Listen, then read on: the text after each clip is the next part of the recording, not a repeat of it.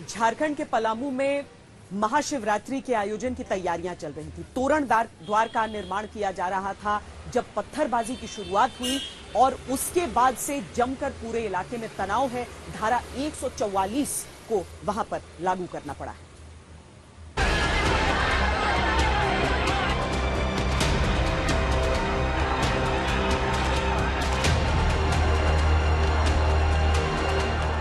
ये झारखंड के पलामू का पाकी है, जहां महाशिवरात्रि के तोरण द्वार को लेकर बवाल हो गया।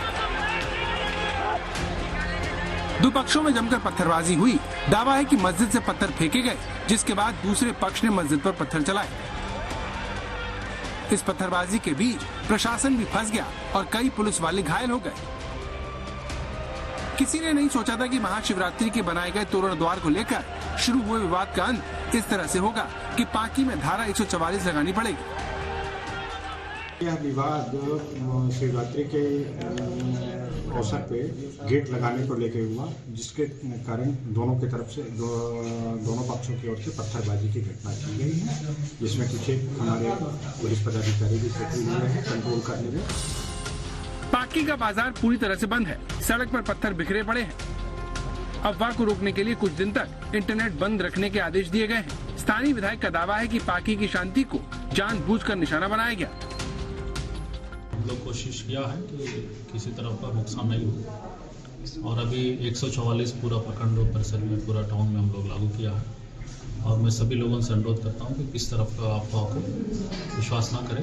कल है सो ये कुछ लोग है अपना ईंटा या पत्थर ईंटा चढ़वा रहे थे, तो ऐसे लोगों पर कार्रवाई होनी चाहिए और इसकी जांच होनी चाहिए और अशांत कराने वाले व्यक्ति को निश्चित रूप से ऐसी सरकार ऐसो पे ये करे, व्यवस्था करे कि भविष्य में पाकी ऐसो बदनाम नहीं हो, पाकी अशांत नहीं हो। पाकी की सुरक्षा व्यवस्था बढ़ा दी गई है, लेकिन जिस तरह से छोटी सी बात पर ये सारा हंगामा हुआ वो वाकई में चिंताजनक है। पलामू से सत्यजीत कुमार के साथ करण, आज तक। मैं इस समय शिलांग में हूं, मेघालय में, जहां पर चुनाव होने हैं, यानी कि त्रिपुरा जहां का सबसे पहले वोटिंग वहां पर होनी है, उसके बाद मेघालय और नागालैंड। पूर्वोत्तर के इन 3 राज्यों में भारतीय जनता पार्टी अप्रत्याशित प्रदर्शन के लेकर उत्साहित है। मैंने आज भारतीय जनता पार्टी के राष्ट्रीय अध्यक्ष जेपी नड्डा से खास बातचीत की।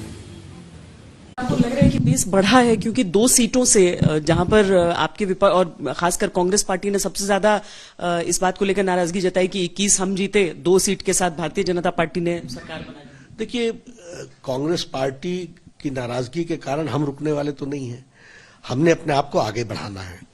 आज मैं ये कह सकता हूं कि जो 2018 की स्थिति थी, जो वो 2023 की स्थिति मेघालय में नहीं है।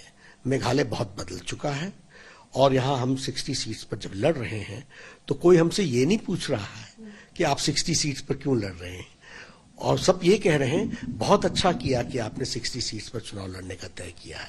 और एक गजब का उत्साह है लोगों में, उमंग है भारतीय जनता पार्टी को मेन स्ट्रीम में लाने के लिए।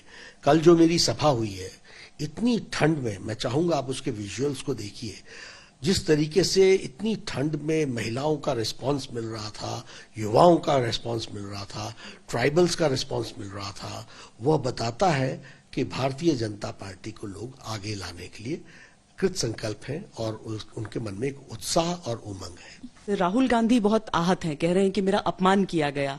नेहरू गांधी सरनेम को लेकर उन्होंने वाजिब सवाल पूछे और उनको कटाक्ष उन पर किया गया। देखिए, आहत नहीं होना चाहिए। जवान से निकली हुई शब्द और तीर, कमान से निकली हुई तीर, ये वापस नहीं आते हैं। और लोकसभा या राज्यसभा ये कोई किसी व्यक्ति के विम्स और फैंसीज पर नहीं चलते हैं, ये नियमों के कारण चलते हैं और नियमों पर चलते हैं। बोलने के तरीकों के बारे में चीजें तय हैं और ये हम नहीं तय करते हैं। लोकसभा सेक्रेटेरिएट ने इसमें पोथियां लिख दी हैं, इस पे पुस्तकें लिख दी गई हैं, कानून बने हुए हैं। उसको कोई फॉलो करे तो आराम से पार्लियामेंट्री लैंग्वेज में कन्वर्सेशन होता है, कम्युनिकेशन होता है। जिन लोगों ने उन सब चीजों को एक्सपंज किया है वो किसी नियम के तहत किया गया है। आप उससे आहत होते हैं तो आपको ये भी अधिकार है कि आप अपनी बात को उनके सामने रखें और लोकसभा सेक्रेटेरिएट उन चीजों की चिंता करेगा। लेकिन बोलने के पहले सोचना चाहिए।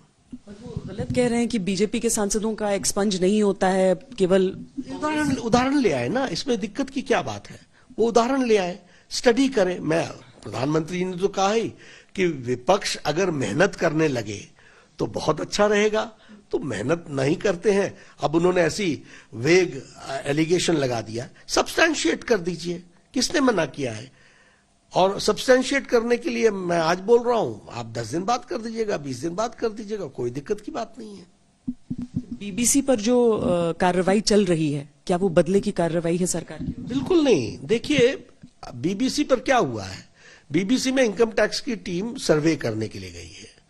अब इसके पहले उन्होंने बीसीओ नोटिस दिए हैं, बीबीसी ने कोई जवाब नहीं दिया है, और बीबीसी ने कोई जवाब नहीं दिया है तो उसका नॉर्मल आउटकम क्या होता है? कोई भी इंस्टीट्यूशन हो, वो institution is bound to go and do the fact finding, physical survey करना ही पड़ता है। तो इट इज अ प्रोसेस, ये हमने नहीं बनाया है प्रोसेस।